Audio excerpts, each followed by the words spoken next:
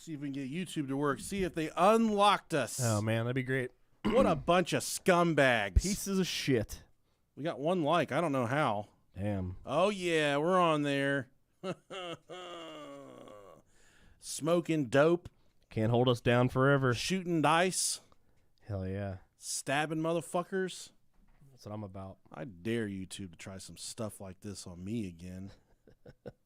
We're going to have our people call their people. A lot of people say this is Photoshop. What's up, Jersey Pete? Look how fast that was. Quick draw. Quick draw, Jersey Pete. I miss you, buddy. Jocelyn, Jordan, Sparky. What's up, fuckers? I think, Mike. Yeah, dude, let's do it. It's getting cold, dog. We got to do it, though. Go Attic Occulted. Hiya. Hug. I can't do it. I just don't have it in me. Luke. The Golden Hammer. The Golden Hammer. I call Ray. I call Ray. All right, I think I'm good. I think we're ready. Here. No, we're not. I don't have my notes pulled up. I'm going to come inside. Go Bills. You're absolutely right. Go home, Bills, motherfucker. Got that shit waxed. Oh, my God. You know, I don't really go at these fan bases, but all these people, I had so many Bills fans come at me this week. They did, yeah, I saw that. Just coming at me saying wild shit. Coming at you and not in you. Yeah, it got them fucking cheeks clapped. Yeah. First time we played him, we killed a guy. Yeah. We got the local medical center to bring him back, thank God. We were fucking clowning that night. Second time we played him, yeah, just absolutely inserted entire Bengal tiger cat inside their bodies. Yeah, the whole pole. And then 2 days ago, come deep inside of him, man. They can't do shit, man. I appreciate the hustle, though. Keep on talking that shit. We'll fucking kill all of them next time, guys. Oh, yeah. We got 3 likes. She said, look how many likes you got. Thanks, Philly Berry. Hell yeah. She rubbing her nose in it or what? Yeah. We were much more successful on Facebook last week, but that's all right. Yeah. We love our YouTube family. YouTube's weird, man. It's like it doesn't hit for us. It's whatever. It's more of like a placeholder. But it's okay. Serves its purpose, though. It served as a great backup the other day when we lost all that audio. That's very true. Yeah. Okay, let's go.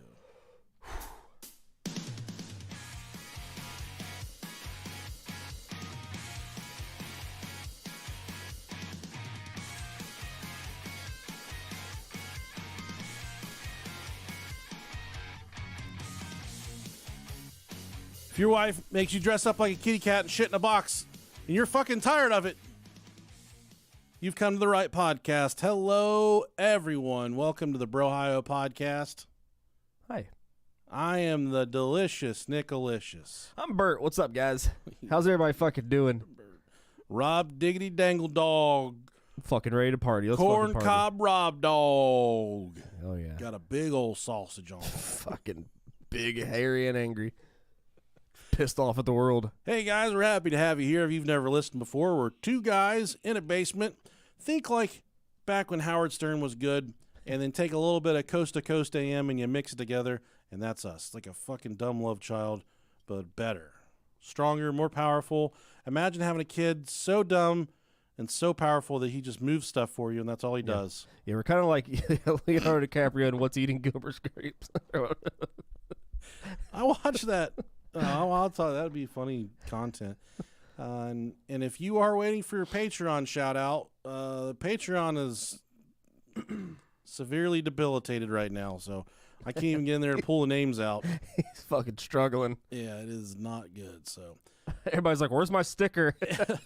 There's been a bunch of those this week. Yeah, like, yeah, I got 800 stickers to mail. I'll chill the fuck out. So just come back next week and I'll have that straightened out. My apologies. I do remember there is one that came through named Juan. So Juan, thank you. You're the only one. Let's see if I can do this. Maybe it'll work. I don't know. Yeah, we had one. That was not a joke. That was a real one. Juan. I'll see. That's not gonna work. That's what Lavender Brown called Ron Weasley. Kayla Spence. Juan. What a sweetheart. She came through. Thank you so much, Kayla.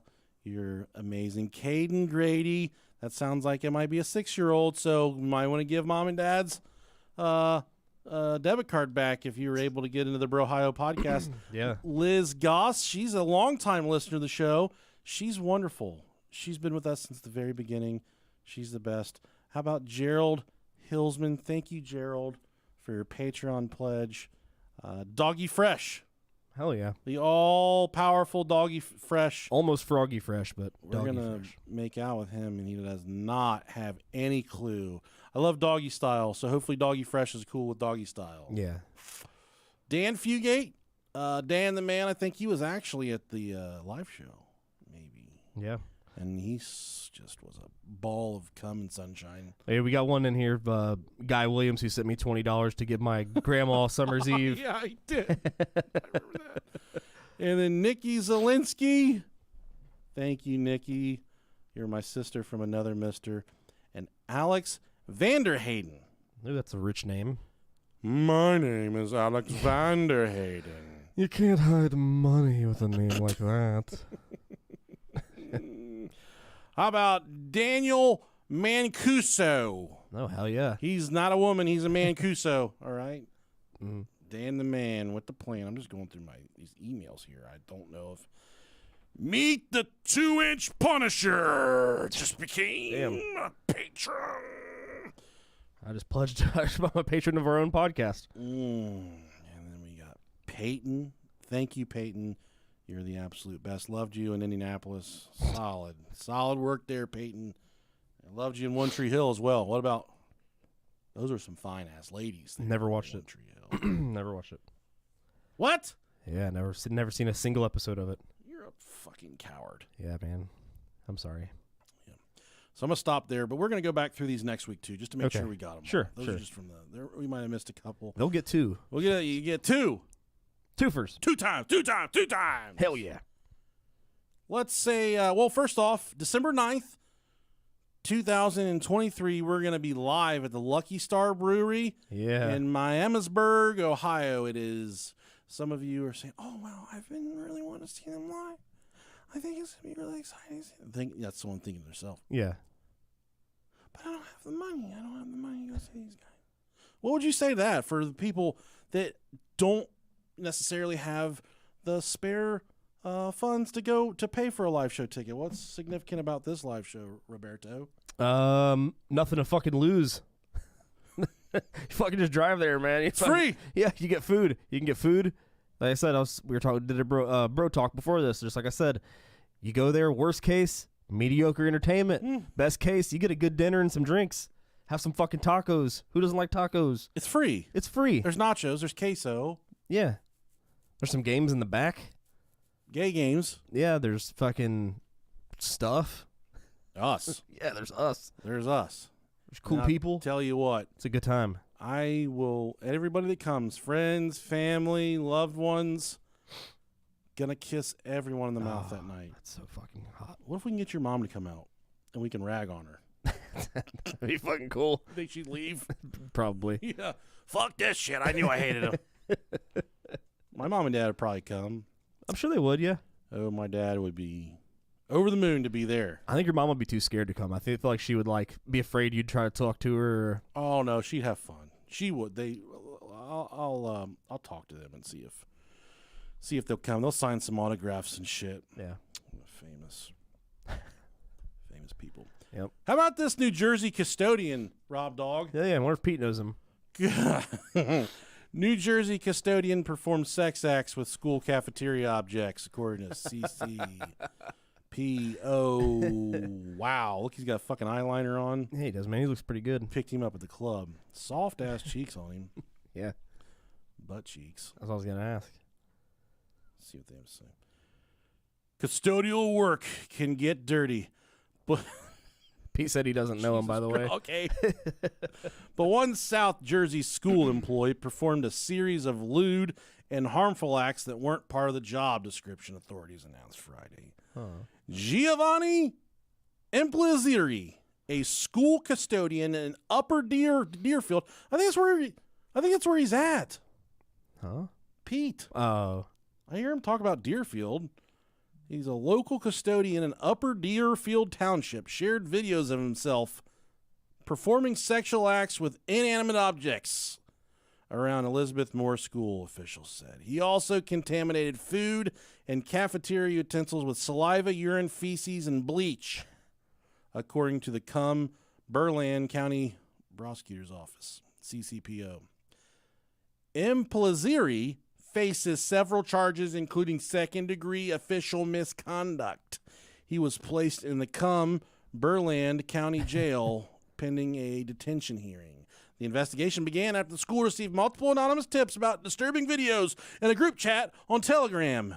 An encrypted text messaging app, officials say Implaziri filmed the videos at work and shared his profession in various posts, according to an affidavit of probable cause. After reviewing his posts and videos, police found that Implaziri performed the acts on school grounds, including, not limited to, wiping his penis, Fuck. If you wipe your penis, send us an email, brohiopodcast@gmail.com. Including wiping his penis, testicles, and anus with slices of bread.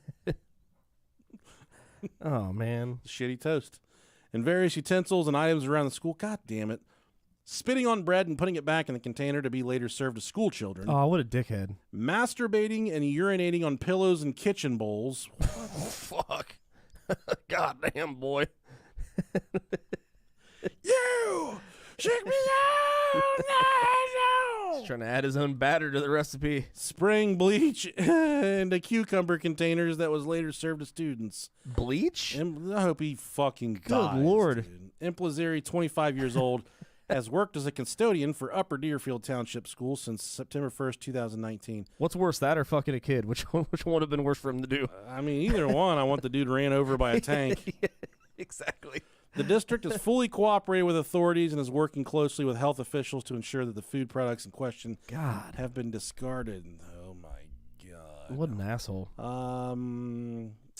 Authorities will collect bodily fluid samples from Implaziri to see whether he spread any infectious diseases. Oh, man. Once a determination is made, the Cumberland County Department of Health will provide notifications and next steps. There is no fucking way you could stop me from killing this guy. Oh, dude, yeah, it'd be bad. If he spread some type of disease to my child. It would be bad. Because he wiped his penis on the bread. It's not funny, man. I'm not laughing. Who fucking does that? I dare! Who does that? How can that even feel good? You getting a crumb in your dick? I love carbs as much as the next guy, but Jesus Christ, I gotta. You never see me fuck a baguette. Or have I? Hey. Yeah, or maybe. I don't know. That's nasty. That's extra yucky to me. Yeah. I think we just need to kill him. Yeah. You know, some places they cut his wiener off and stuff. I'm okay with that. Yeah, I just bad decisions on in his part. I think it's extra yucky. Yeah, that's really bad. Speaking of extra yucky, let's take a quick break for a few of our sponsors. All right, that was wonderful, wasn't it? Yep. We're happy to have you back. Thanks for sticking around. Thank you, guys. Okay, so today we talked about there's a new episode of Bro Talk that's going to be uploaded to the Patreon as soon as this episode's over. There is 25 plus minutes of us talking about shitting in a toilet full of apes. Real story. Yeah. Someone very close to me going through it right now. Rest in peace. Nobody's dead. I was going to say he died. No, but those vapes did. Those vapes died a fucking shitty death. Today in Ohio, we're voting on two very important issues. Issue 1, legalization of abortion. Issue 2, legalization of recreational marijuana. Nick and Rob into the Senate. Nick and Rob, they wouldn't. They wouldn't know what hit them. Can you imagine that smear campaign against us? Oh, it wouldn't be hard. It would be so bad. Somebody keeps opening everyone's yogurt in the refrigerator. What? They're good animals. What do you want me to do? They called this man a retard 15 times during one episode. There's that one episode where we play the song "Jesus Christ is my," Yeah. and it's part of the song, but that's another one they could get us for. The DMX reading Rainbow one. Yeah.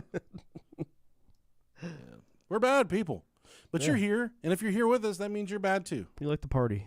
So we like to lick and we like to party. We like to lick Hey, at the buddy. party. Yeah. I'll lick everybody at the party. Mm-hmm.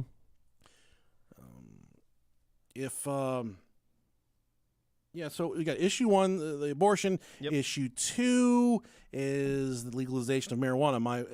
My wife, when it comes to politics, she is not a what we'll call think for yourselfer. She's a very independent woman, Mm-hmm. strong, independent black woman. She doesn't need a man. Yeah. She don't need no man, but she has me. When it comes to politics, Mm-hmm. she has no fucking clue. Yeah. I get Literally, I'm walking out the door today. She says, "So what am I voting today?" And I said, "I read up on the issues. I sent you the links. Read up on the issues, whatever you want." Because I wasn't voting today.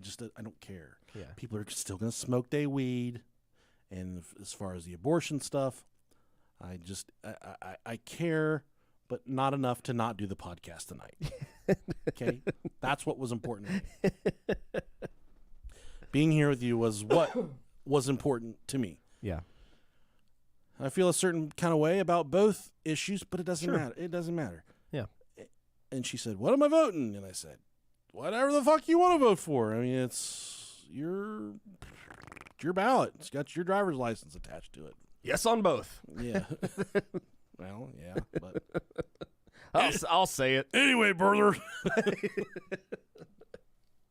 Anyway, she blindly follows me when it comes to that stuff. And That's good. is your wife the same way, or is she more of like she like you? I don't. We're usually very Okay. in agreeance of certain things. Well, we agree, but it's because she blindly follows me. on Yeah. this stuff. Yeah. No matter what I say, if I would have said walking out the door, I say vote no on both those motherfuckers. She'd been like, "All right," end of discussion.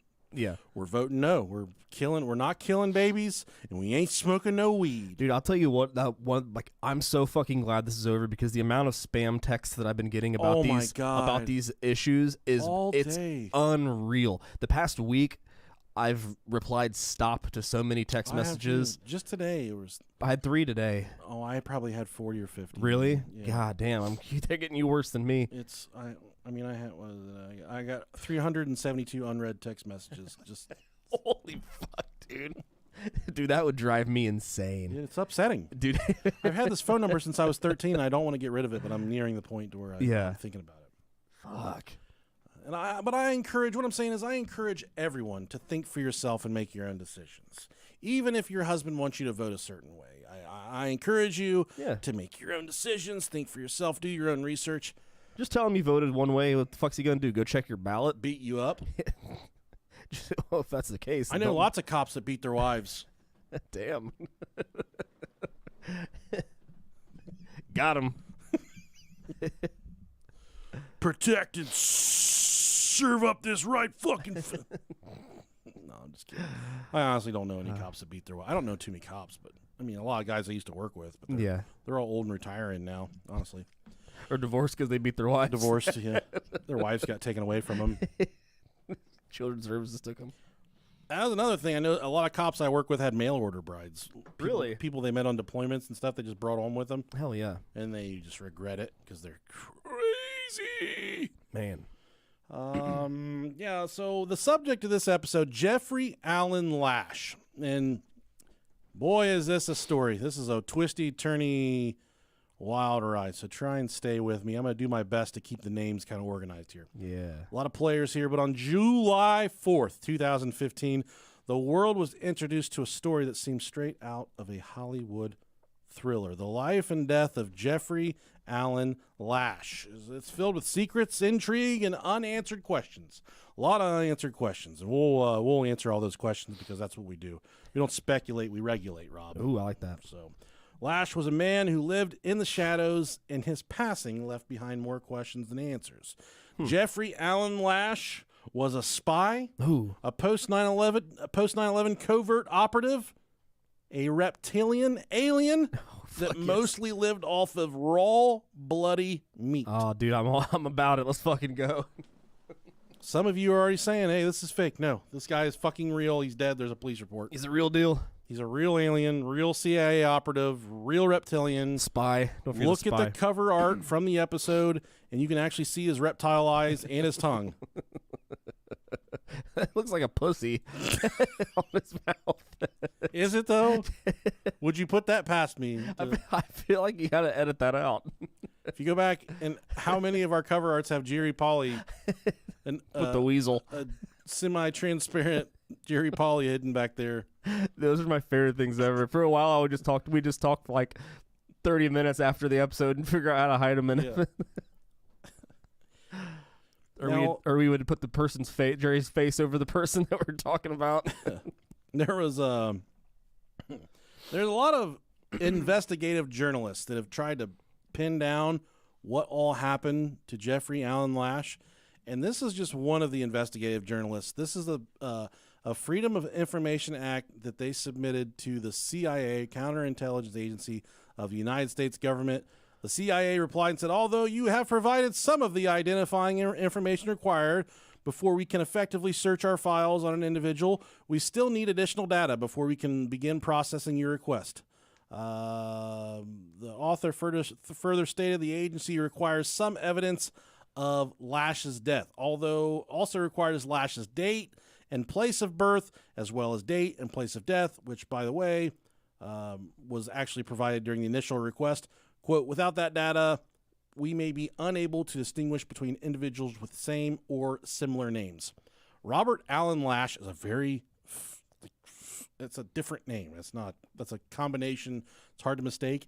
And in the way, the capacity that everything happened whenever he died, as we're going to get into, unmistakable. There's no other person, no other CIA operative, alien hybrid that's died in this manner. And also looking through other podcast episodes, there's not a lot of other podcasts that have covered this. Nice. One of the bigger ones, Sofa King, they covered it, and then Things You Don't Want to Know or something. They're a huge fucking podcast, but not a lot of people have covered this. So hopefully this is the first time you guys are hearing about it. What do you think the correlation is between crazy things happening and then the media talking about them with all three of their names? You know what I mean? Some people just go by their name like that. It's fucking weird, but it's always people like John Wilkes Booth, Lee Harvey Oswald. Yeah, I don't know, but a lot of times it's not though. I think it maybe have a lot to do with who they are as maybe their dad was the same name and the distinguishing name is the middle name, but yeah. I'm not sure about that. It's just some sort of observation that I've made. It's always weird. One important question we asked last week during our podcast is who the fuck keeps eggs on the counter? Yes, fucking weird ass British people. A lot of upset farmers wrote us. Oh, fucking come on. I'm serious. They said let's see if I can. Farmers. Ain't no farmers listening to us. You don't have to be lonely. Just those farmers. Just those farmers. FarmersOnly.com. And I'm good. I'm trying to quit. Fucking quitter. Buttnut. This is from Guy Green. He says eggs are laid with a microscopic membrane on them that acts as an antimicrobial barrier. Washing eggs destroys it, and once washed, they have to be refrigerated. All right, I'm already out. There's no such thing as a smart farmer, so I'm not hearing this. Unwashed eggs can sit in the counter for weeks without issue. In Europe, it's illegal to wash eggs. I don't know what they do with the ones that come out poopy. Maybe it's not a problem if European chickens are more refined than our redneck hens. So there you go. I don't give a fuck what type of eggs I'm getting. Those bitches are going in the I fridge. feel like I was in the school bus with Miss Frizzle right there, just learning shit inside of a chicken's ass. Oh, man. Let's go back to 1984. It's about the time Stranger Things is going down, right? Yeah. A couple years before Rob Dog was born. This Jeffrey, the subject of the episode, yeah, he had a mountainous list of girlfriends. Fucking AA, boy. But this specific girlfriend that we're going to talk about here plays a pivotal role in this entire story. She's very important. She is going to be on this journey from the beginning of the end. So you hear me talk about Michelle Lyons, you know, that Michelle was the girl for now. His bottom bitch. Well, more of like a sugar mama type. Oh, even better. Yeah. I want one of those. But here's the thing. Going in all so there's a lot of female, so there is a lot of girlfriends. Mm-hmm. And a lot of when you're looking up the story, a lot of these girls' pictures pop up. Hey man, he was doing good work. Really? Good for him. Crazy fucking psychopath, but he was doing good work. Maybe we'll peruse those here at the end. Yeah, of the episode. I'll do that. She was in 1984. Michelle Lyons. She was recruiting customers for a marketing research project, and called Jeffrey's company, which advertised in the Yellow Pages. They hit it off. They met in person quite a few times, and she actually really enjoyed his company and thought that he was intense, yet he was not autistic, but he was authentic. Oh, yeah. So he was. What if he is authentically autistic? That's a thing too, man. That I think that it's important to distinguish the difference. You should be proud of who you are. Absolutely.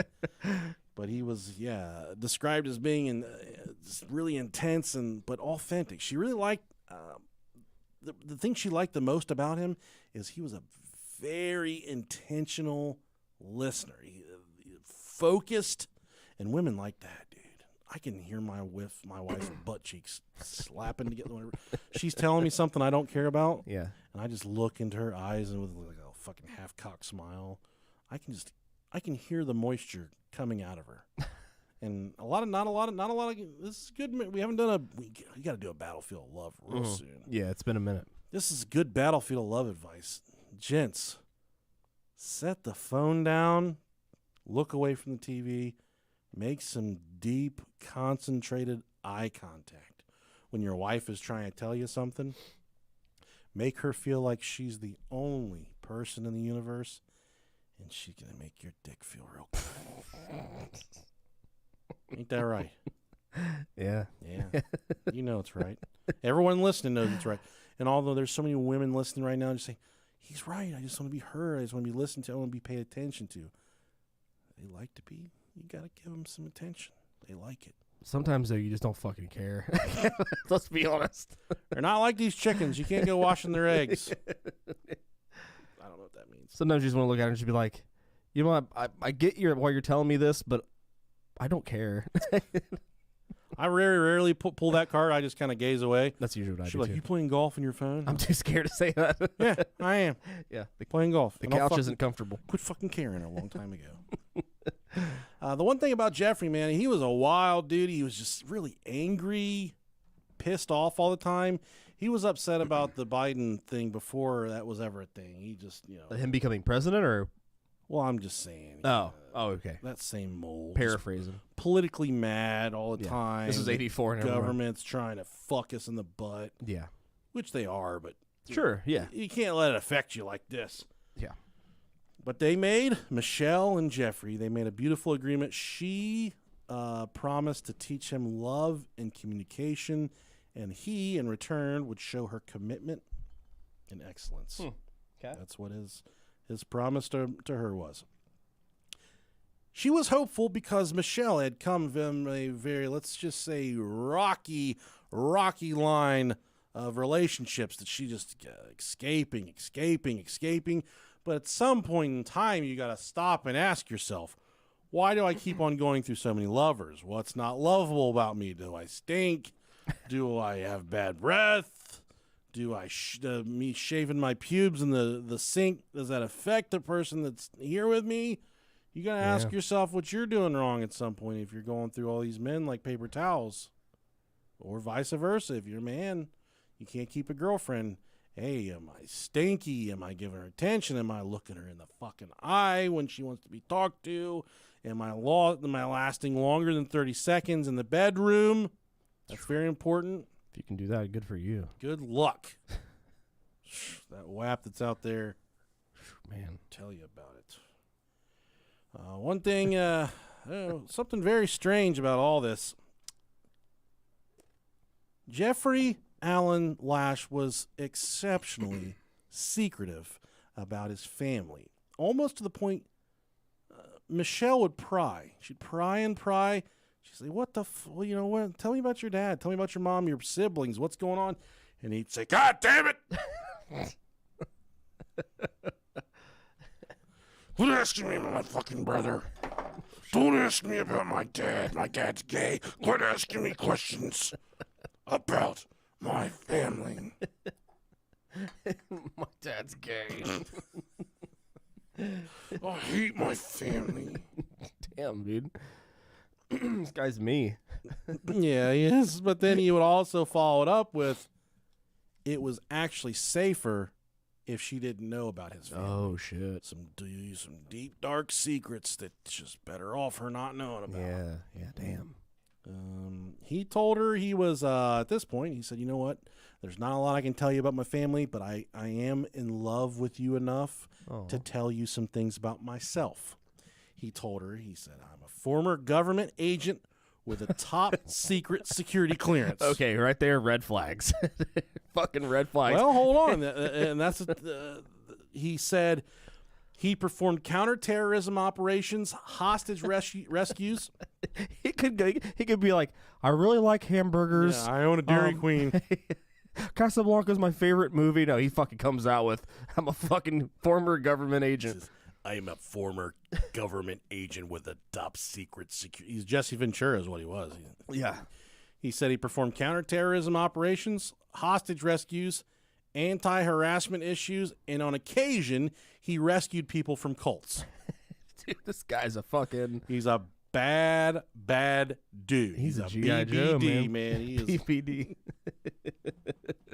a bad dude. Oh, man.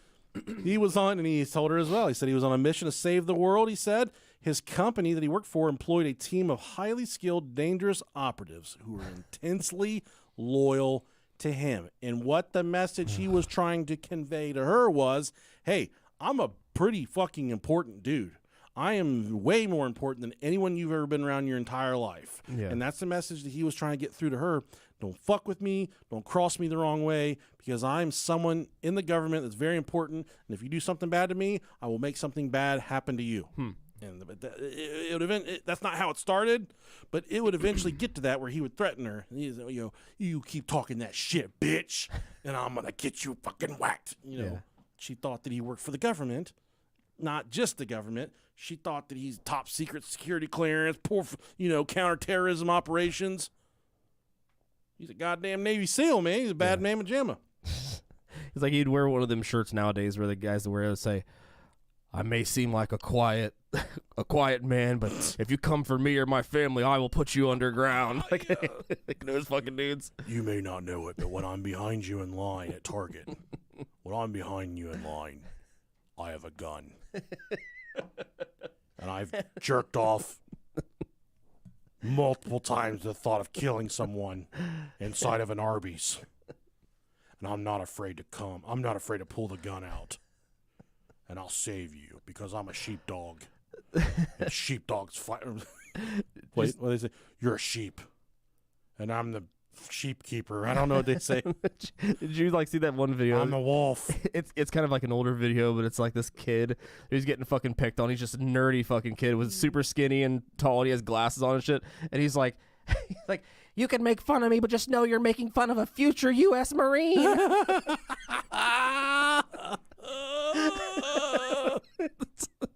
I still yell that at people all the time. I'm going to have diabetes one day. So you're practically picking on a handicapped person. Yeah. Oh, shit. God. What the fuck is going on here? Now, and I was kind of in the same boat as you, Rob, where I said, okay, yeah, whatever. But his girlfriend, Michelle, she questioned whether he was being truthful about all these things. But the thing was, there were things that she saw going on around him that justified everything that he said. Lash, or we'll call him Jeffy, he possessed a substantial collection of firearms and demonstrated a deep understanding of their operation. So, I'm not going to to say she was brain dead, but this is California in 1984. Gun control, a little different then, opposed to now. But a woman sees a man that's good with a gun and doesn't know otherwise, or anyone, a man that doesn't know anything about guns sees a man. I'm not a gun aficionado, but I can take a gun apart and I can clean it, put it back together, and I can shoot the motherfucker. When it jams, I'm re-rack the bitch. Yeah. I know how to get past a jam. Sure. Am I proficient with a firearm? I know how to use it. I wouldn't say I'm proficient. In a shootout in a mall, I probably miss everything I shoot at. But at the end of the day, I know how to clean the bitch and take care of it. But someone from the outside, someone that doesn't have any interest in firearms or sees me clean a gun, you're like, God damn, he knows what he's doing. That's fucking cool. Like me, I can do some campfire strumming songs. Yeah. Someone that doesn't know how to play guitar, they see me like, God damn, you've been playing your whole life? Actually, I played a lot for 2 years, and I only know the songs I learned in that 2-year window. But I could play spoons like a motherfucker. Yeah. Oh, Black Betty, bam, bam, bam, yeah. I can sing, though, dude. People look at me, they don't realize how good I can sing. They just think that. Oh, I know. They think I'm just a Creed fan, just a basic Creed fan. When, in actuality, I was in negotiations with Mark Tremonti to get the band back together. Most people don't know that. A lot of people don't. Yeah. Did you see the TikTok of them getting back together? Or No, I didn't. they're it's all the Creed members. They're in the band room practicing. Oh, yeah. And the door opens and Scott Stapp walks in. He says, "Hello, my friends. We meet again." And they're like, "Yeah." And he's like, "It's been a while. Where should we begin?" I just got so fucking turned on listening to that. Yeah, man. So she thought that since he had a deep understanding of the firearms, that he probably was about his shit. Maybe perhaps some type of government operative. She would eventually let him move into her condo. They shared a condo at this point. He transported numerous high-caliber rifles and the associated equipment, lots of military-grade equipment that you just wouldn't normally keep around.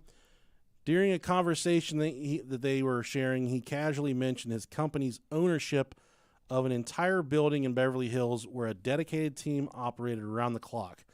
While he remained relatively tight-lipped about the specifics of the professional life, it was evident that his work involved extensive training and occasional missions.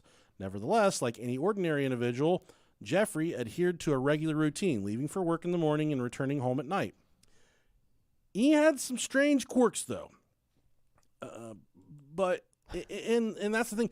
In her mind, everything that he said, I had to go on these missions, and there were times that he would disappear for days at a time, and everything he said, I'm a government operative, CIA, yada yada. Mm-hmm. Well, he's got a bunch of fucking guns, a lot of guns, like thousands of guns. Robert, thousands, millions of dollars worth of guns. But he's proficient in all those. He has all these stories, and everything kind of lines up, she thinks. But he also had some strange quirks that also went into her believing that he was something different. He refused to allow anyone to take his picture. The only picture that you can find of this guy is his goddamn driver's license picture. Damn. He refused to be in pictures, and he only paid in cash. Huh. No paper trail. No paper trail. Oh, yeah. He had credit cards that did not get used. He strictly paid in cash. Huh. And without getting... No, I don't think I need to share this detail yet. Okay, We'll find out later on. And at one point, after about 3 years of them being together, in 1987, Michelle bought a 3-bedroom condo in Santa Monica, because this is where this whole story is based around L.A., Beverly Hills, Santa Monica, all right there. This is like, all of this happens in that area. Jeffrey took one of the rooms, so it was a 3-bedroom condo, and he took one of the rooms and he locked it with a key that only he had. She paid for the condo, she paid the bills, she paid the rent, she paid for the groceries, she paid for everything. Damn. But this guy commandeered a room, said, "This is my room. I'm a CIA government operative. I got Princess Snow White clearance. You may never go in this room unless you want to die. He told her, he said, Okay. you will be, it'll be a government infraction if you go in this fucking room. Do you know how fucking bad I would want in that room? Oh, dude, I would be going there.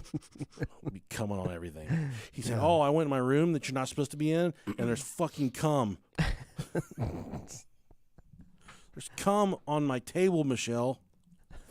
If I were Michelle, I'd say, I don't know. I can't come. You can't do it for me. It's squirt. Squirt, which is just pee. Yep. Piss water. We should do an episode called Squirt is Pee. Let's do it. See how mad everyone gets. It's Squirt is not pee. I've had both in my mouth and they don't taste remotely the Get same. some really weird dudes writing in on that one. I would like to chime in on the cum squirt conversation. I would never let my girl piss on me, but she could squirt on me anytime. Yeah, I've never had a girl that I haven't made squirt. You know, I know I'm not gay. Every time a dick gets in my ass, I don't like it. My friends call me Squirtle because I play Pokemon Go when I'm not making girls squirt. Oh, man, Pokemon Go. Yeah, but he made it explicitly clear, hey, you can't ever go in this room. And she said, all right. I'm not trying to upset the U.S. government, not trying to Yeah. fuck with this guy. I will just leave the room alone. And, dude, for a decade, for the better part of 2 decades, really, more than that, she stayed out of this room. 20-plus years. She stayed out of this fucking room. Yeah, Almost 30 years.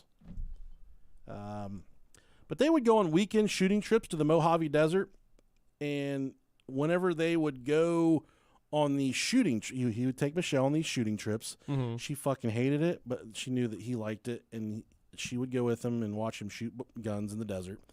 When they would go on these trips, he would brag. He'd say, I don't toot my own horn, but I got an entire staff that works under me. They're coming and going, and I'm a very integral part of all these operations.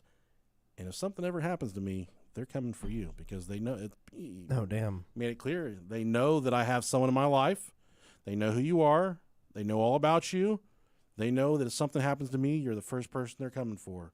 So don't fuck with me. This is when this is kind of when the threats started. Yeah. They started saying, if anything happens to me, if you cross me the wrong way, there's people out there that are gonna get you. Hell yeah, dude. And was he being truthful?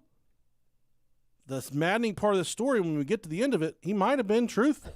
That's so crazy. Might not have been. Hell yeah, He dude. might have been being truthful. And on one of these trips, he disclosed that there was someone on his staff, a very valued colleague by the name of Tara.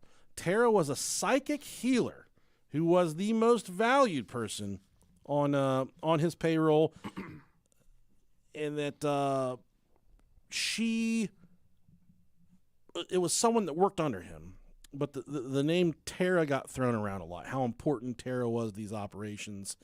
And her name would kind of come up a little later in this story, so it's important to remember Tara. Although this is the only time you're going to hear about her between now and then.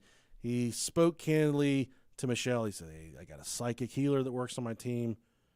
She is different. She's made of magic. She's not like everybody else. So Michelle, just an innocent bystander, just trying to get some weenus at this point. Like, hey, I gave you the fucking room. I gave you a place to pull your guns. Okay. At this point, she's saying, quit telling me shit. Mm-hmm. If you don't want me to know stuff, fucking quit telling me. Keep your fucking mouth shut. Leave me alone. Quit Yeah. telling me stuff. And it really started to wear on her where she was kind of getting just inundated with too much information. Michelle was getting to the point, like I said earlier, she was paying for everything. She would pay for the rent. She would pay for the groceries. She would pay for all of the entertainment. It didn't matter. He was not paying for anything, but he was coming to her, hey, I got a critical mission coming up. Hell yeah, dude. I'm a warlord. I'm this, I'm that. I'm going to need some equipment for it. So then she started buying his military-grade guns, knives, bombs, all this stuff. She was doing all that, all because he was creating this facade of maybe, I don't know, he's creating this facade like, hey, if you don't buy me this stuff, I'm gonna die on this mission. So she's, Oh, all right, here, I'll buy you this gun. I'll buy you this briefcase with what?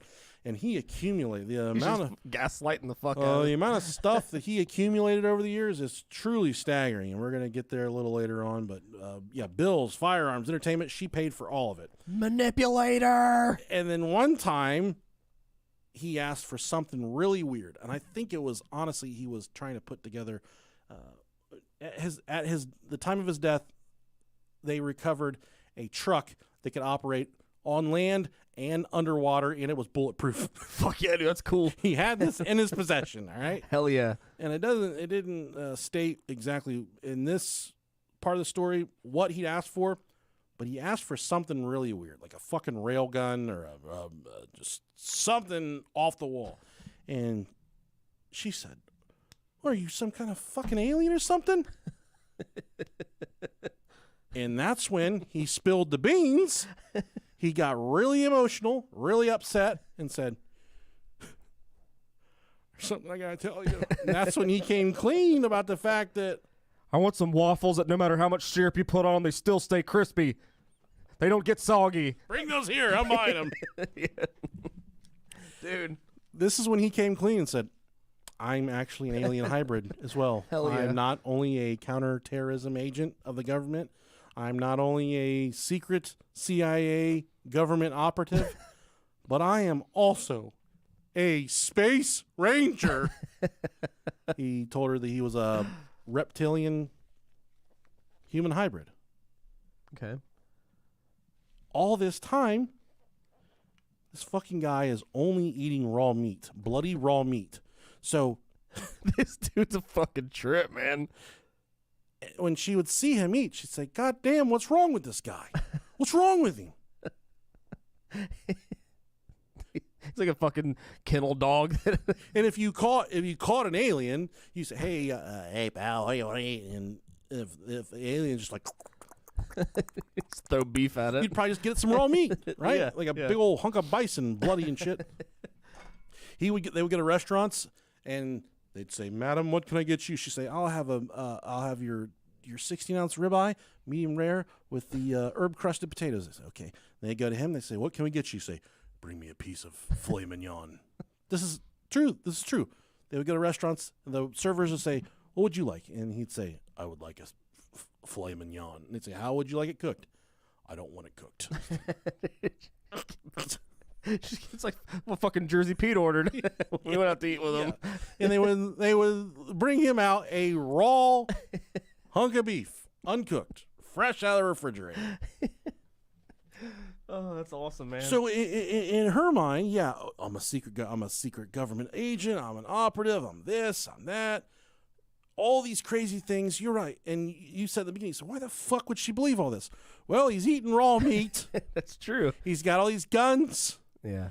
He's got these weird work hours. He's coming and going. He knows a lot of weird stuff. What am I dealing with here? Then he's got it ingrained into her head. If anything happens to me, if I get crossed wrong, these people that work for me, Tara, the psychic healer, all these fucking people are going to come kill you. So now she's kind of painted herself into a corner. Not only is she paying for all of his bills, all of his entertainment, buying all of his guns, buying him a boat truck that drives underwater and on the ground, is bulletproof. Yeah. I don't think he acquired that till later on, but It's crazy, man. what was he? He might have really been a CIA operative, or he might have really been an alien. But this is when he came clean and said, "Yeah, there's something else you need to know about me. I'm an extraterrestrial." And now it brings us to the topic of, was he really an extraterrestrial? One investigative journalist reached out to none other than George Norrie from Coast to Coast AM. He was intrigued, deeply intrigued, George Norrie was, but he asked a very good question. He asked a question about, have you investigated his origins, where he came from, possibly who his father was, who his mother was. So the investigative journalist did find out his father, Jerry, was a microbiologist who founded his own laboratory, and he had the laboratory for over 30 years. Damn. But then this his father, Jerry, got into business with this gentleman by the name of Dr. Elmer Belt. Love his glue. Yeah, good shit. Tastes Good shit. Yeah, it tastes awesome. And this Dr. Elmer Belt was like a experimental scientist kind of devoted towards genetics and changing dicks to vaginas. Damn. Some wild shit, man. He'd be making all the money today. Yeah, he would be rich motherfucker. Rolling in dough. So that brings us to this point where a lot of online forums have formulated the theory that his father was actually a experimental genetic scientist, and during these sex experiments with Dr. Elmer Belt, that's when they actually created this fucking dumbass, Jeffrey. Okay. So they thought that he was a test tube baby, might have actually really been from extraterrestrial science of some type, that he was hatched out of a reptile egg or whatever, however aliens give birth. But that's how the online conspiracies go, is that this guy actually was some type of extraterrestrial, because his father was a established microbiologist scientist. He had his own lab for over 30 years. Damn. People thought of him in high regard, but then he started working with this Dr. Kevorkian motherfucker that was, sewing wieners to teddy bears, putting buttholes on chinchillas and stuff, whatever he was doing. I don't know what all he was doing. I think chinchillas have buttholes, but No, they don't. You ever pick one up? Putting bigger ones on them. When was the last time you saw a butthole on a chinchilla? You haven't. I think I need to go exploring. Hunting for chinchilla. We're going on a trip on our favorite rocket ship. Dude, I can't imagine how good it would feel to pet a chinchilla while high. Oh, yeah, but I would want. Here's the thing: You get lost in that fur. chinchillas are not affectionate. I don't think. How cool? I don't think they're rats. They're hairy rats. How cool would it be to have one that just like a cat that just loves on? That'd be kind of cool. Like a dog. Yeah. That just wants to be in your skin with you. Because my dog wants to be in my skin with me. Yeah. It's quite unnerving all the time. There's actually a video on the super secret Facebook group, Ohio Podcast Butt Chuggers Anonymous, of my dog French kissing me. It's pretty hot. If you guys want to go there. The password's Bill Wilkins. So that kind of covers the theory of maybe this guy actually was an extraterrestrial of some type, right? Mm-hmm. I hope he was an alien, because that makes this story infinitely more interesting. Yeah, yeah. So in my mind, he's a alien. There's definitely a lot going on. That's a lot to unpack. Extraterrestrial. One random day after Michelle and Jeffrey had been together for over 13 years. Well, it was right about 13 years. In 1998, he just out of the blue, he said, I have to leave. There's a secret mission, a fucking national emergency. I must tend to this business, and I do not know when I will be home. Damn. Turns out that there was no secret mission. He came back and changed his story. He said, there's people that wish great harm to me, and I cannot live where they know I live. So the answer for that was for him to move in with Michelle's best friend, Catherine Nebrin, and her husband, who was a dentist. They lived not far away from where Michelle and Jeffrey shared a condo. But yeah, that's what Jeffrey did. He moved in with Catherine Nebrin, who's another major player in the story. Catherine is, so remember her name, Catherine, and her husband, which I don't have it written down. I'll just refer to him as the dentist husband at this point. Michelle would drive to her best friend's house every night and pick up Jeffrey for dinner. Then she'd drive him back home after dinner and drop him off. This went on every night for 10 years. Damn. From 1998 until 2008, Michelle would drive over to her best friend's house where her presumed boyfriend, fiance lived, the psychopath Jeffrey, picking him up for dinner, take his dumb ass and feed him raw meat, feed him bison leg, ratatouille, take him out, whatever, feed him bloody bison, and then bring him home and drop him off at her best friend's house. Then Catherine and Michelle, they would talk on the phone and just agree. They were working together at this point. They were 1,000,000% sold out to the belief that he was hiding from something that wished great harm upon him, that he was on a mission from another planet, to save our planet and that he was indeed a government operative Hell yeah. by way of space. Yeah, dude, this is awesome. And these women, Catherine and Michelle, they would talk on the phone every single night at the same time, and they would fucking gas each other up. We are doing our part to do our part for national security. They thought they were saving America by hiding this dipshit and giving him money, buying his dumbass Funyuns and guns. So what they would do is they would keep funneling money to him. They would keep giving him cash. They would keep giving him goods.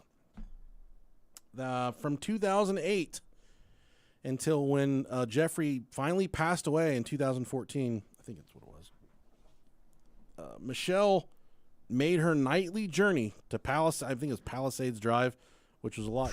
Palisades Drive by us was really bad. Whew. That was the hood. Still is awful. She would, and at some point it went from, I don't know where it got lost or when it got changed, but at some point during the 10 years here, it was no longer just Jeffrey receiving things from Michelle. Michelle would take him out to eat every night, but then she would also bring him things he needed, clothes, toiletries. She'd always bring him the stuff that he needs. Then it turned into her bringing Jeffrey convinced Catherine that she was in danger as well. She could not leave the house. Okay. She needed to stay in the house. This fucking woman is putting up with this all while she has a husband, a dentist, in the house with her. And it gets wilder, too, towards the end of this. So much wilder. This is fun. He convinced her that she could not leave the house, so then Michelle started bringing her things, clothes, toiletries, Amazon packages, everything that she was getting, she would bring it there, which included cash, provisions, ice, and items from Amazon, like I said. Jeffrey, being concerned about the potential harm that the moisture and heat would cause on his firearms, took the measure of disconnecting the water in the condo that he was living in with Catherine. The dentist is there too. Wow. They disconnected the water and insisted that the windows remain tightly shut. He also had a special chef whose services cost $1,785 per week. Holy shit.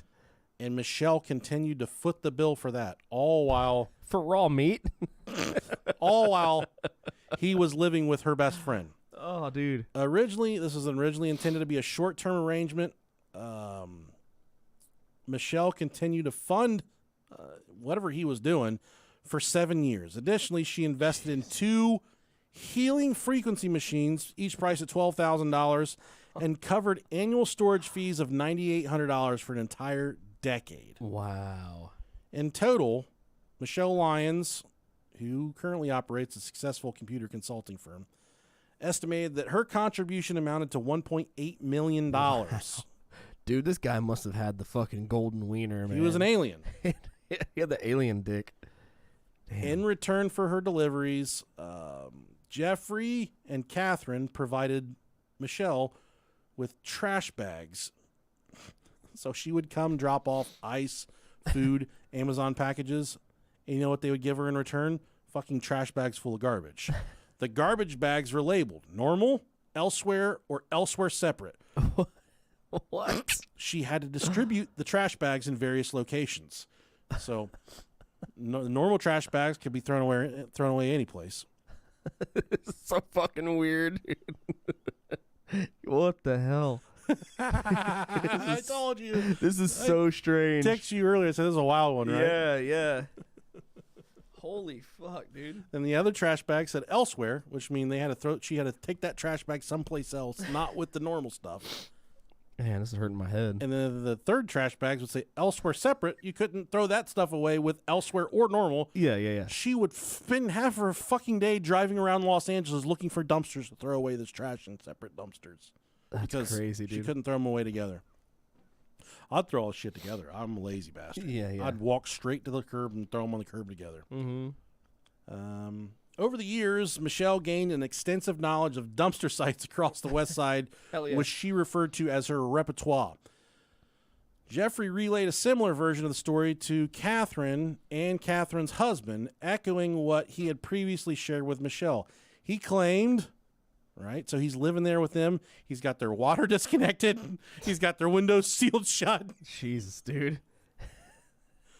And you ask yourself, why would they do this? Why would they allow him to do this? Well, he told them that a national security emergency necessitated a temporary location for a vital operation.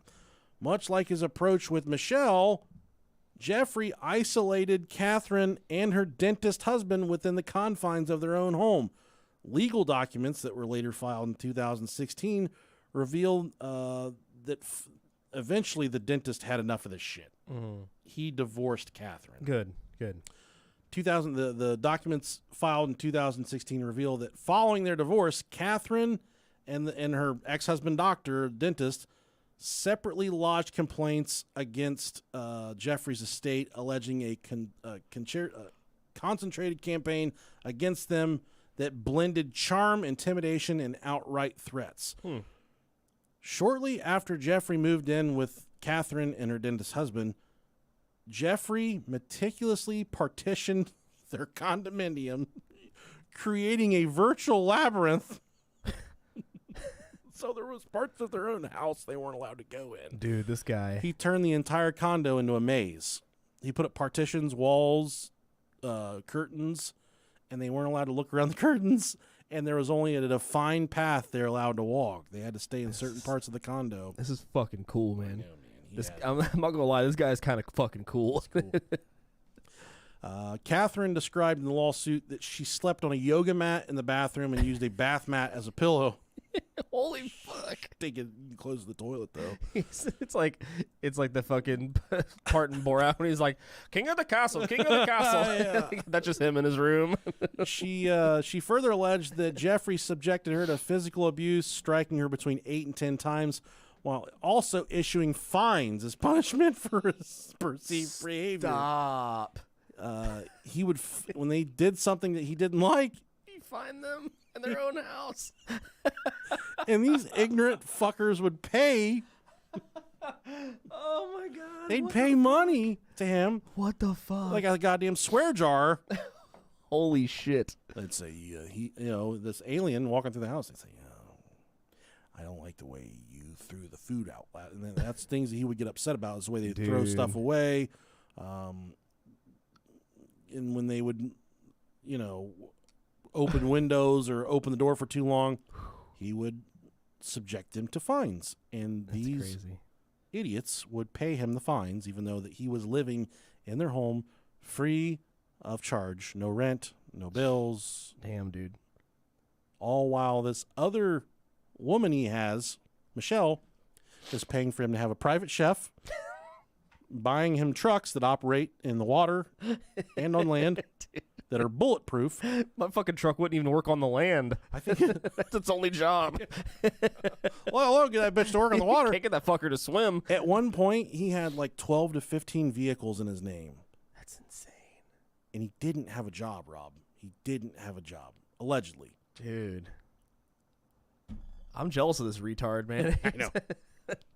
Additionally, he mandated that Catherine had to stay inside the house to safeguard his possessions since he had shut off the water.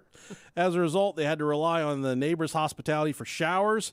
Catherine contends that she took out substantial personal loans amounting to hundreds of thousands of dollars to cover Jeffrey's fines and fulfill his material demands. There was a story he would tell repeatedly about... I've seen the bullet point. I can't wait to hear this. He had he told Catherine and her dentist husband that 9/11 was a tragedy, right? Mm-hmm. Yeah. But he was actually part of an operation that thwarted 2/3 of the attack. So what happened with 9/11, the Pentagon, the other stuff that happened, that was only a third of everything that was going to happen. Okay. There were bombs all over the United States. They were going to blow up L.A. They were going to blow up Chicago. They were going to blow up Miami. They were going to blow up all these major metropolitan areas. This fucking American hero, Jeffrey Lash, the guy that's got the water turned off so his guns won't rust, that's eating raw bison, Who could probably lick his own eyeball. that's eating ground chuck out of the styrofoam. He was a part of a syndicate of investigators that thwarted 2/3 of the attacks that were going to be carried out on 9/11. He's a national hero, dude. Well, that's what Catherine said. She said, my God, I'm so frustrated with all this. I'm tired of being fined and beat up by this guy. But he's a national fucking treasure. Yeah. I got to do everything I can to make sure he's being served properly, that he gets everything he needs. Man. Because he would tell them, he'd say, think about everyone I saved in 9/11, and I'm on a mission right now. They were convinced that him living inside their house, he was on a mission at the moment, that he was on a very fucking critical mission, and that him being there was part of him fulfilling that mission. So then when they're thinking, like, God, I just want to turn the goddamn water back on. I can fucking smell my nuts from here. It stinks in here. God. I just want to take these goddamn shower curtains down and walk wherever I want. Like, get out of this labyrinth. Dude, that would suck. It would suck. And they would be reminded, hey, he's an American hero. He's got he saved all these lives and stuff. This stuff is critical. All of the Catherine had a landlord, and the landlord knew that the water was off, and there was kind of some weird stuff. Well, aside from the landlord, the neighbors saw Jeffrey there, and he told the neighbors his name was Bob. Bob. So the neighbors started calling him Skinny Bob because he was he didn't know it yet, but he was ate up with cancer. He was fucked up from head to toe. He was sick and gangly, losing weight. So they called him Skinny Bob. And one time he was out in the parking lot of the condo parking lot. He was in his car with Catherine. They were in there for a really long time. And one of the neighbors finally yelled out, "What are you guys doing?" You're fucking. And they rolled their window down, and they, like, simultaneously in unison said, "This is national security." They were both convinced that he had these people fucking brainwashed, dude. Damn, man. They were plotting out a mission that they were working on. They were sitting in the car. At this point, they thought that the inside might be bugged. Yeah. And they didn't want to talk inside, so they went out in the car to presumably get head and just fuck each other. I can barely get my kids to wipe their own asses, let alone fucking like have all these people do all this shit for me. Yeah. And at this point, the neighbors knew this. Okay, he's a psychopath. He's a Skinny Bob, crazy motherfucker. Yeah. And this is about the time that Catherine and her husband, the dentist, they divorced. He said, "I've had enough of this shit. I cannot do this anymore." Little Michelle at this point is still paying for the chef, paying for all of his, bringing him stuff, throwing his trash away. What Michelle doesn't know now at this point, Catherine gets a divorce from her husband, and then she becomes engaged to Jeffrey. Oh, shit. Jeffrey doesn't tell Michelle that he is now engaged to Catherine. Catherine's taking out loans. She's doing all kinds of razzle-dazzle with her retirement and all of her investments that she had to funnel cash to him. When he died, he had a lot of cash, just bills, cold hard cash, dude. We'll get there. Hell yeah. But Michelle, she doesn't know that now this guy, the love of her life, essentially, this man that she's madly in love with for a better part of, we're going on 3 decades here. Yeah. Wants really nothing to do with her. He's essentially using her for her money, and he's actively engaged to her best friend, which was the intent the entire time when he moved there way back in 1998 or whenever it was. He was madly in love with Catherine, and he mission accomplished with getting her to leave her dentist husband. Yeah. But yeah, we're getting towards the end stages here. Jeffrey, like I said, he was really sick. He was, I presume, and no one really knows from the cause of death, I would assume like maybe lung cancer, stomach cancer. He was dealing with a lot at this point. He had trouble walking. He had trouble eating. He couldn't even talk.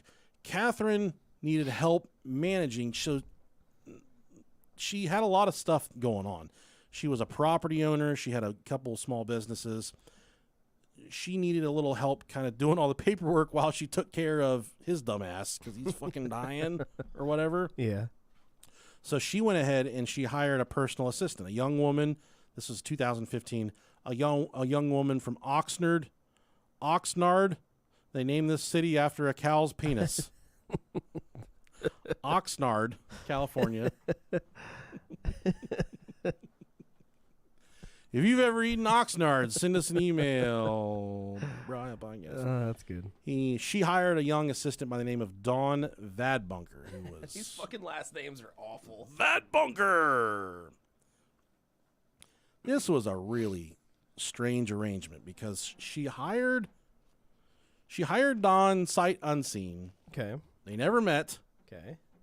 So she hires her as her personal assistant, and there were quite a few weeks here where Dawn was working for Catherine and had no idea what she looked like, where she was from, where she was located. She didn't know anything about her. That's a pretty weird arrangement to have a personal assistant like that. Yeah. And so they never met in person until one day out of the blue, I presume, I think, dissecting here, I think Jeffrey found out that Catherine had a very young, very attractive assistant. And he's like, I think we should meet her. Okay. I think we should meet her, bring her into this operation. So that's what they did. One day out of the blue, Catherine calls her new assistant and says, hey, I want to introduce you to the love of my life, Jeffrey. He wants to meet you. I would like to finally meet you, even though you are my personal assistant. Mm-hmm. And that was the first of many meetings at that point. This wasn't over a long period of time. I'd say a couple months. Lots of meetings between the three of them, Catherine, the newly hired assistant, Dawn, and Jeffrey. Only a few weeks after they had all got to know one another, Dawn decided it was time to go back home to Oxnard. You fucking giggle. She decided it was time to go back home to Oxnard to visit her mother, her adoptive mother, Okay. whose name was Laura. A lot of weird players in this story, dude. Yeah, he has a lot of pawn pieces here. So you hear me say that was her adoptive mother. Uh-huh. Laura had a son, Okay. biological son. Mm-hmm. This biological son got married. The person he got married to was Laura. Okay. They divorced. Okay. Bad breakup. The boy, the son, he, whatever, kind of leaves town. The mom, Laura, decides she's going to legally adopt the woman that her son married and divorced. Wow, that's weird. That's really fucking weird. But that's what it was, and that's where we're at. Okay. I just want to make that abundantly clear. Whenever Dawn went home to her mom's like, I want to hear all about your new job. I think I'm so happy for you. You're experiencing L.A. Because this is a big deal to go from Oxnard, Cowdick, all the way to L.A. You're getting to experience all these new things. You got a big girl job. You're a personal assistant for this real estate mogul. Tell me about your new job. And the Dawn, the assistant, says, you're not going to believe this, but the man who I'm helping that belongs to the woman, he's a secret government CIA operative. He's an alien hybrid. And the mom says, what the fuck are you talking about? And she says, Mom, hold on for a second. They want me. They're converting me into an alien as well. I've been eating nothing but raw red meat. Oh my god, dude. So just those few meetings, they'd flipped her to the point where they convinced her that he was an alien, and that if she would follow his diet, that she could become an alien too. So she's living strictly off of fucking beet juice, water, and red meat. Hell yeah. Probably shitting blood. Yeah, dude. Like through a screen door every single day. Not even putting blousers, fucking bloomers on anymore because you're just shitting your ass out all day, every day. Shitting gravy. Just shitting blood, guts, intestines, ass, ribs. You ever shit an entire rib out? It's painful. I felt like I have before. I think I have before. Yeah. I got Turbo 6, the Indian restaurant, the other day. Mm-hmm. I've just now started to dip my toe into Indian food. I love Indian food, dude. I love it too. Scary stuff. Oh, my God. If you don't know the number ordering system, you can really make some mistakes, which is what I've done. Yeah. So she tells her mom, she says, I'm living strictly off of bison meat, water, and beet juice. That's such a fucking awful, awful combination. Oh, dude, beet juice. And the mom says, okay. And then the Dawn, the assistant, says, I know you think I'm crazy, but look, I want to show you some pre and posts. She had some measurements of her head, and she was convinced that her head was growing. And that's what this fucking guy Jeffrey said. He said, you follow this diet of all bison meat, water, and beet juice, you're going to turn into an alien hybrid like me. The first thing that's going to start to happen is your fucking head's going to get bigger. So she told her mom, she said, I know they're telling the truth because I've been living off of nothing but bison meat, beet juice, and water, and my head's getting bigger. And I'm becoming invisible because the dentist, he came by the other day and he couldn't see any of us. So What the fuck? tell her mom. She said the ex-husband of Catherine, he drove by, he looked in the window, and he didn't stop. It's because we're invisible. All three of us are fucking invisible. It's because we're living off of red meat, water, and beet juice. What the fuck? That's what the mom said. She said, what the fuck? But it's an adoptive mother. An adoptive mother, you're probably like, all right, just chalking this one up as a loss. You don't necessarily, like, a real mom would say, bitch, you're keeping your ass here. But an adoptive mother would say, well, enjoy your life. I guess I'll see you later. Yeah. Especially an adoptive mother like this. It's not like they adopted her when she was a baby. That's true. They adopted her after she got a divorce from their biological son. So really a weird arrangement to begin with. Yeah, extremely weird. Strange arrangement. Nonetheless, Dawn completely convinced that she was turning into an alien hybrid as well because her head was getting bigger and she was invisible. She could, because the dentist couldn't see him, which he was probably just playing along. They probably called his ass and said, hey, drive by and pretend like you can't see us. And that's what happened. Yeah. This is fucking weird. And then they interviewed the mom, Laura. They asked her about what else Dawn said. And Dawn said, quote, I think it had to do with government to government on another planet. They didn't exactly explain it to me, but he was helping the government on top secret operations on the computer all night and traveling to different solar systems and planets through the computer and chips. It was all really bizarre. That was that's what, whenever the mom asked Dawn, I said, what mission is he on? What secret mission? And Dawn said he's like an interstellar fucking solar system pirate police. Jeez. And he travels through the computer. He uses the computer chips and he goes to other planets through the computer. This is great, man. Oh, jeez. And you'll recall that all while this is happening, he is literally taking his last breath from cancer that's spread over his entire body. He refused to go to a doctor. But Laura, the adoptive mother, she was actually a Reiki or whatever. She's a Japanese healer. Oh, yeah. They talked her in to meeting them in a grocery store parking lot in Santa Monica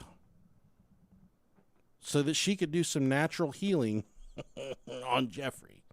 So they went to this grocery store. So Catherine, Jeffrey, obviously, the assistant Dawn, and Dawn's adoptive mother all rode in a truck together to a grocery store in Santa Monica where Laura, is it Reiki or is it Reiki? Reiki? We call her Reiki. Okay. She's a natural healer, whatever. Sure. They all sit in this truck for 3 hours while she performs a healing session on Jeffrey. She focused on his chest and his stomach, which are both presumably ate up with cancer. And when she got done with the session, she looked at Jeffrey and said, "You're gonna fucking die. Like you're I can't help you. Yeah. You're dead. Too far gone." And at this point, he could barely talk at all. And Jeffrey waved her in, brought her close, and he said, "This was just a test." Told her, "You passed the test." Damn. It didn't make any fucking goddamn sense. Yeah. But then he also, before he told her that she passed the test, he said, "What would you do if we started taking sniper fire right now?" And she said, "I don't know. I'd probably run towards the building where the snipers are shooting from and get below them." And that's when he said, "You passed the test." Second test. And they went their separate ways. Oh, shit. And I will say without a shadow of a doubt that he was not healed at this point. Because even the Reiki, Yeah. Laura, Mm-hmm. she went through this holistic procedure. And at the end of it, she says, "Sorry, motherfucker, you're going to die." Yeah, there's yeah. Nothing, I can't, there's nothing here that Too far gone. He was he was skin and bones. He was already dead at this point. Yeah.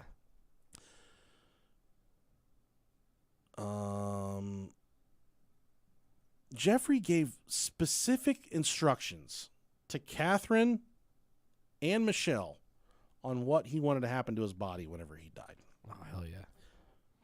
They were not to contact the police. Instead, he wanted Catherine to... actually, he gave Catherine the instructions. Michelle was completely not in the know on what he wanted to happen to his body when he died. And you'll remember, just to remind you, Michelle was the one that he used to live with a long time ago that was just giving him money, giving him money, giving him money. He was actually engaged to Catherine, and Michelle didn't know it.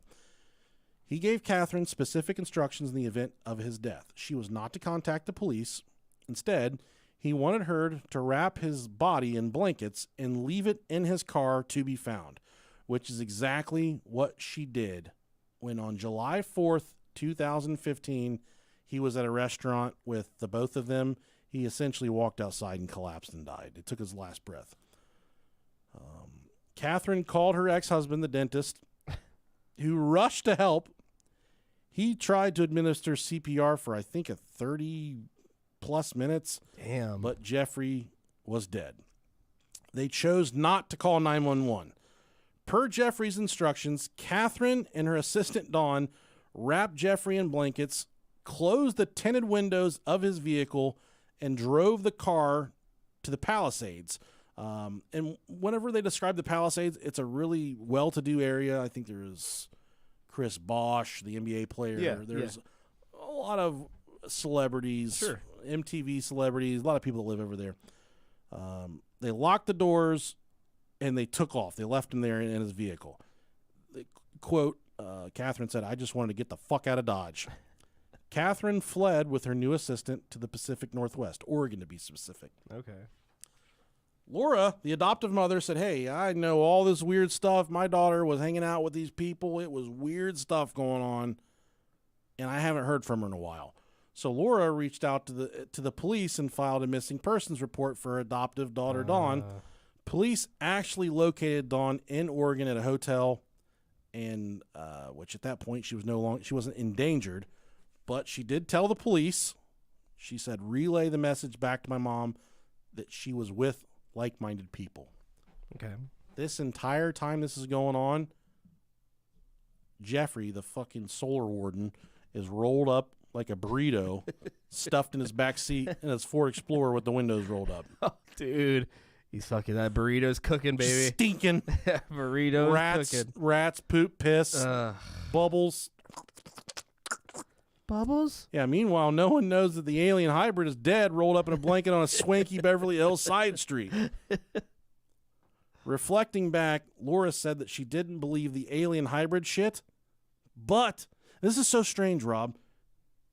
Whenever she did this interview, she did say that after the meeting, after the Reiki thing, the healing thing, everywhere she went, they were followed by blacked out helicopters. Now, I don't know if she was as crazy as them. I think she's a little less crazy. I mean, she was a Reiki healer. True. So she had a couple loose screws in there. Yeah, yeah. But she said, no shit. After that meeting, everywhere she went, she was shadowed by blacked out helicopters. Could be paranoia. Could be paranoia for sure. But still. So then we go back to Michelle, his original flame. Little did she know that she was being cheated on this entire time. She was getting no answers because I'll re-jog your memory. She used to talk to Catherine every night on the phone. They say, "We just got to keep doing what we can. We're doing national security shit. This is justice. we're doing good things, and they would just fucking gas each other up, man. Yeah, yeah. All right. And Catherine started missing these phone calls every night because Michelle was calling her, and she was not answering because dipshit had died, and she fled to Oregon to get away from it all. Michelle, she kind of assumed that something had probably gone wrong, so she did something that she was told to never do. Oh, man. She broke into the room in her house. I would have too. That fucking guy hadn't lived there in 10 plus years. Mm-hmm. He moved out in 1998. That's loyalty, man. Loyalty. And this is 2015. Loyalty. Holy shit. She didn't even have a key to get in there. Yeah. She had to use a credit card to jimmy the lock to get the door open. Damn. Wow. What do you think she found in there? Spaceship? Rocket? Snake turds Rocket everywhere. dildo spaceship? White snake turds. So she broke into the secret room thinking that kind of why she broke in. Her thought process was, okay, there's going to be a Rolodex, some type of contacts in here where I can contact the higher ups in the government. Uh-huh. Because at this point, she still believes Yeah. he's a secret CIA government operative, secret Lizard, missions, lizard reptilian, bison meat, red meat, beet juice, all this stuff. She's still 1,000,000% bought into this. Okay. She said, I gotta get in here and find her. I gotta find the fucking colonel's phone number. I gotta call him and tell him that we are a ship without a captain right now because we got the big bird is down. Yeah. Yeah. So she breaks in the room, uses a credit card. Pretty resourceful. Very. She breaks into the secret room. When she broke in, it was a complete hodgepodge of shit. I saw pictures. It looked like my little kids' rooms exploded. That's what there was, like a fucking plastic horse. There was baseball cards. Plastic horse. He would just ride it. There was Rubik's cubes. There was just a mountainous pile of dumb shit.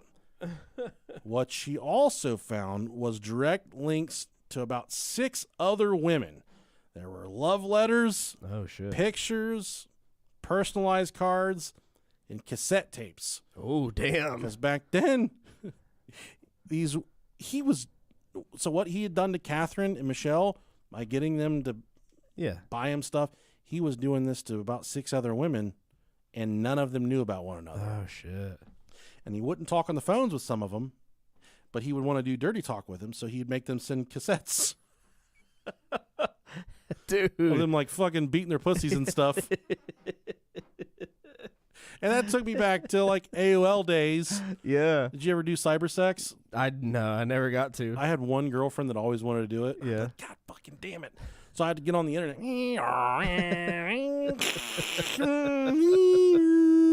And I'm there on the desktop in the dining room of my parents' Family house. computer, yeah. They're watching Simpsons, and I'm over there on the computer like, I'm going to get my fucking dick out. I'm gonna Take your tit out. Yeah, I'm going to get my dick out, and I'm going to rub it on your tits. I'm typing this stuff up. Looking over your shoulder. Yeah, just like, I'm going to put your feet in your shoes. And I didn't even had sex at this point. Yeah. But I'm just making up dumb shit, trying to do sexy talk. Mm-hmm. And I want to chew on your hair. that girl wanted to do cyber sex, but it came to real sex. She's like, nah. Let's just talk about it. And I'd always be like, I get a big cock. I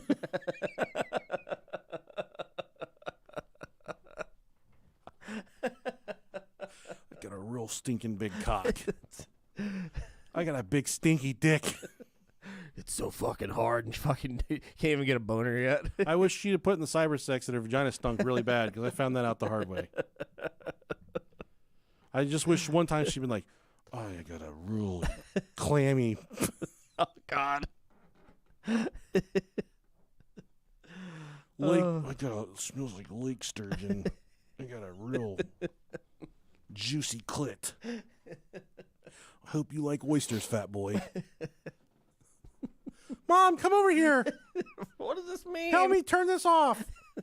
You're fucking panicking. Oh, God. AOL Instant Messenger, baby. Oh, man. Wild West.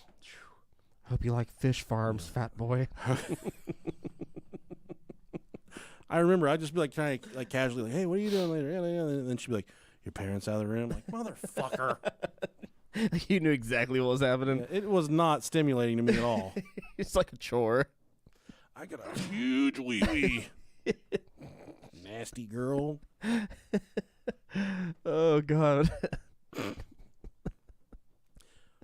don't know why that's so funny. That's so stupid. It's true, man. It was picture like fucking 15-year-old you saying, Oh, I no, got a huge cock. This is about a 12 or 13-year-old. Oh, me. even better. Yeah. Not even hair on that bitch yet. And I'm like, I got a real big wiener. Clear the runway. The big one's landing. Clear the runway. I hope you got big panties. Oh, God. I don't even know what a fucking pussy looks like. Whew, shit. I've been jerking off my dad's Snap-on calendars since I was 10. Those are just muffs. Dude, that was some rough times, Big man. angry muffs. Yeah, those things were angry. I didn't know what a vagina looked like. You couldn't see them because of all that hair. Yeah, I thought they were French. I had no fucking idea. Man. Mm-hmm. God, dude. That's what's wrong with me. Yeah, but after she broke into this room, that's when she finally decided that, hey, this guy is a liar and a fraud. There were no contacts for the government in there. It was all baseball cards, chewed up bubble gum. Baseball cards. Race cars. Oh, shit. However, at this point, she remained in the dark about his whereabouts, and she felt lost because she still kind of did love the guy. Yeah. And it was her best friend that was missing as well. She, kind of presumed the worst at this point. She decided to drive over to the Palisades condo, but no one responded when she knocked on the door. She noticed one of Jeffrey's SUVs parked on Palisades Drive and attempted to peer inside, but the tinted windows made it impossible to see anything because you remember that he had a lot of his vehicles set up like they were fucking Air Force One. Yeah, yeah. So when I say tinted, you could not see inside this thing. Fuck. Frustrated, she called the dentist, who provided no information, even though he knew that he was dead. He had performed CPR on the guy for multiple minutes, and he knew everything, but no one would tell Michelle. They kept her in the dark. At this point, she just went back home and decided to wait. After some time, the dentist called back with shocking news for Michelle. Jeffrey had passed away, and it had been nearly 2 weeks since he had died. Following all this, Catherine, who had been hiding in the Pacific Northwest, Oregon, with her assistant, she came back to L.A., and upon discovering Jeffrey was still in his car. Jeez. Smelled like a motherfucker in there. Yeah, that was bad. She instructed, I think it was the assistant, to contact... No, she instructed her attorney. Okay. On the way back, she got a very high-profile attorney that had represented a lot of celebrities, but she got the services of the attorney. And she had the attorney call the police and say, hey, you got a fucking dead body down there. You got a stiff. Soon after, news reports began circulating in the full extent of the deception that Jeffrey had pulled off on everyone. It became mightily apparent. She recalls, quote, I couldn't believe what I was reading. When they were referring to Catherine as his fiancée, I thought it was a mistake. It wasn't, but no one had officially ended our relationship. Ain't nothing like a woman that is scorned, okay? And Michelle, at this point, she was scorned. She hired private investigators to find these 6 women. He had these 6 mistresses, their contact information, the pictures, the cassettes of them fucking punching their pussies and stuff. Yeah. Big, just scary audio. Big old flappers. She had a lot of money, obviously. She didn't spend all of it. She hired a private investigator, and she wanted to find all these ladies. 2 of them had died. But then one of the names that was part of it was Tara, which you'll remember, she was the psychic healer that he said was very integral part of national security, very high valuable person in the U.S. government. The PI did find a person named Tara. Okay. Was able to look, but then at some point, Tara's entire existence just stopped. There was no record of a death. There's no record of a move. There's no record of a name change. Her entire existence just hard line in the sand, just stopped, which kind of speaks to the story a little bit. Hey, maybe something fucking weird was going on. Huh. The PI said, I got nothing. They talked to, they did find a friend. I can't remember the friend's name. They found a friend of Tara, and the PI talked to the friend of Sarah. She said, I got no idea what happened to her. I thought she got fucking murdered. I thought she's dead. Thought she's gone. Have no idea what happened to her. She just vanished one day. A few people think that Jeffrey killed Tara and hid the body, but there is I repeat, there's no evidence of that whatsoever. Damn. Tara just She disappeared. Yep. Look at us. They also investigators found that he lived half of it. It's 2012. Not only was he living with Catherine, he's got the water turned off. He's got everything fucked up. Damn. He actually was living half of his day with a woman named Jocelyn Eberstein. She was an acupuncturist. Hell yeah. And he was actually spending half of his time with her in order to get acupuncture treatment. This is another woman that was giving him all kinds of money. And there was one incident where the landlord showed up to get rent money from Jocelyn, and Jeffrey was there, and the landlord was like, "Who are you?" And Jeffrey says, "Well, I'm someone very important. I can't tell you who I am, but I want you to know I'm very important." And the landlord says, "No, you're staying in. This is my place. I need to know who you are." And that's when Jeffrey's like, "Well, you should probably know about the shootout in the street last night." And the landlord said, "What the fuck are you talking about?" And he said, "Yeah, man, there's two guys going at it in the street. Boom, boom, boom. They were shooting each other in the street. Nobody died.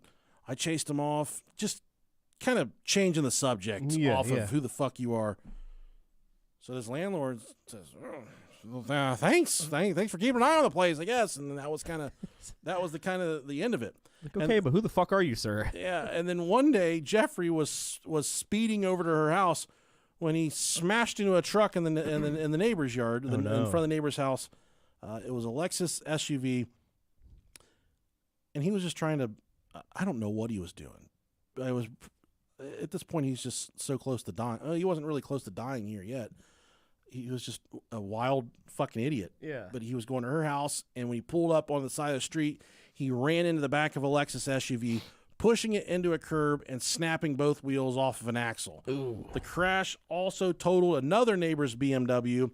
When confronted, Jeffrey said, "We cannot do this through insurance. I will lose my top secret clearance." And these people said, "All right, motherfucker. Okay. If we're not doing this through insurance, pay up." And immediately, within hours, he had all the cash to replace everything he had broken, plus some. Holy shit. Keep it away from the police and away from the insurance. Cash, just like that, for luxury BMWs,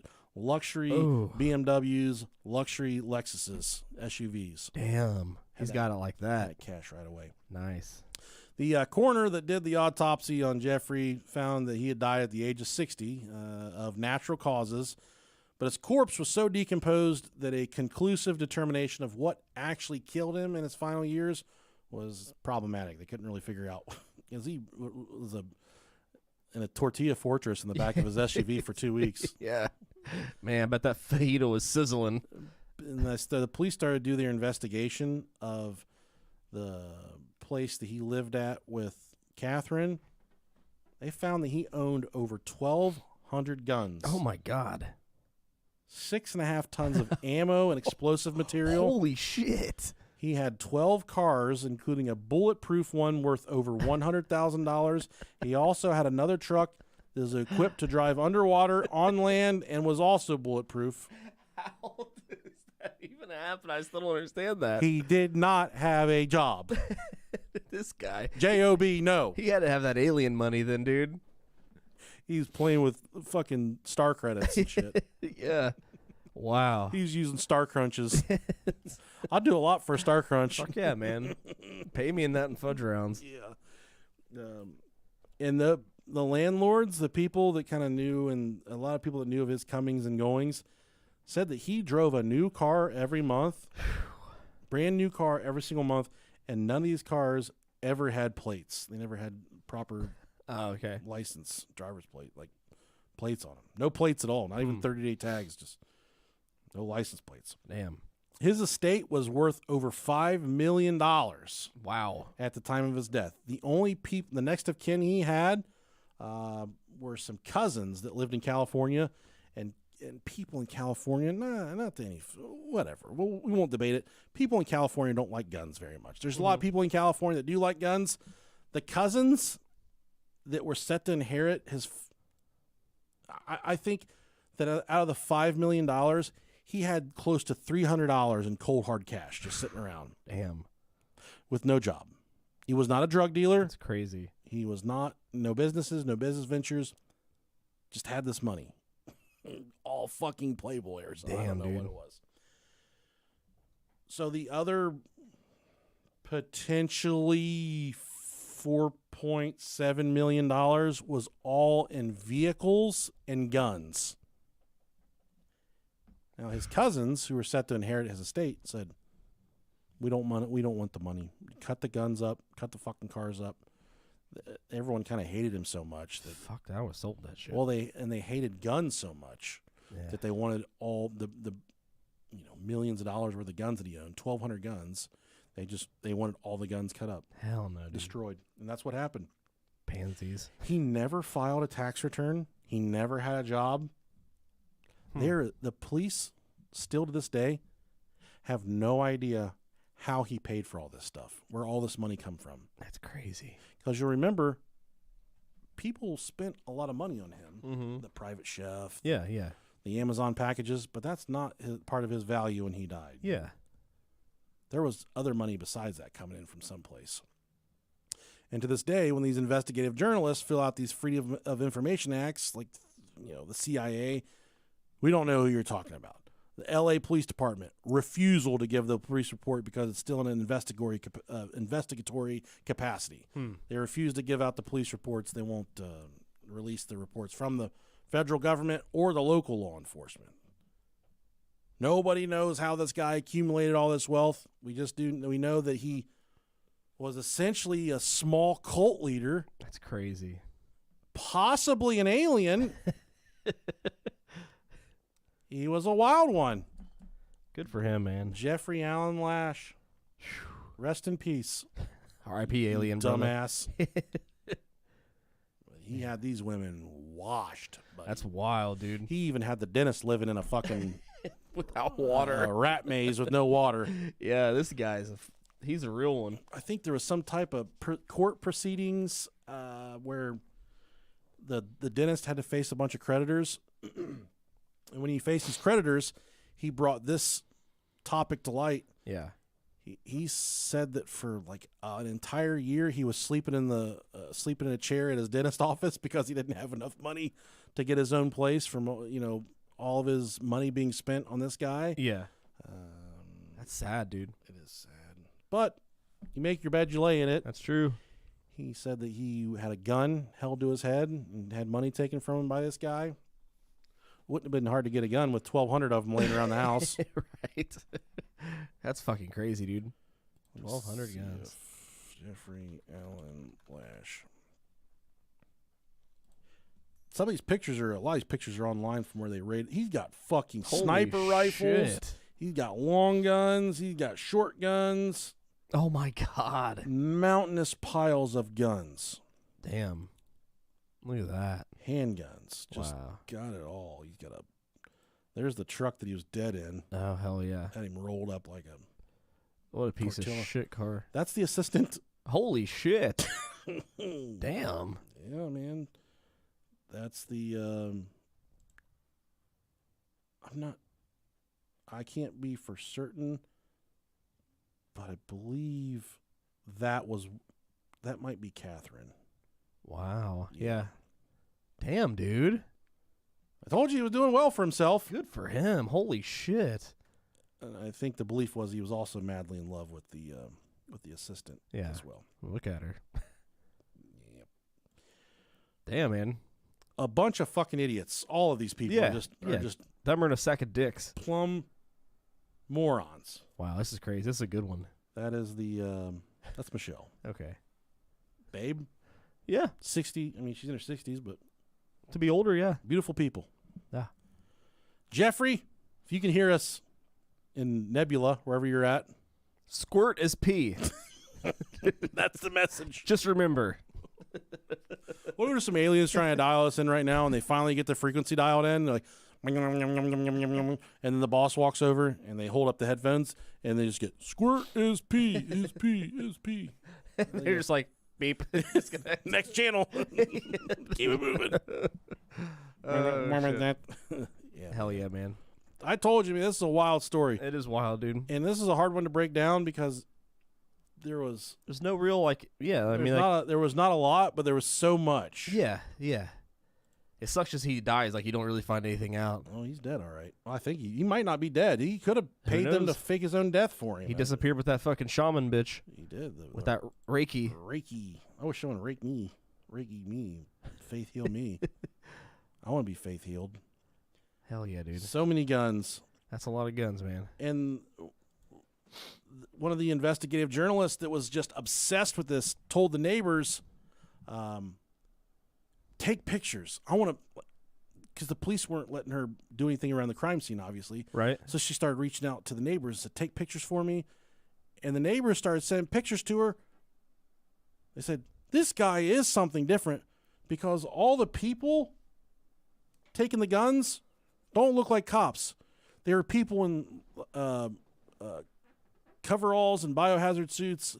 But then there was also a lot of them walking around like jean overalls that maybe look like farmers. Weird.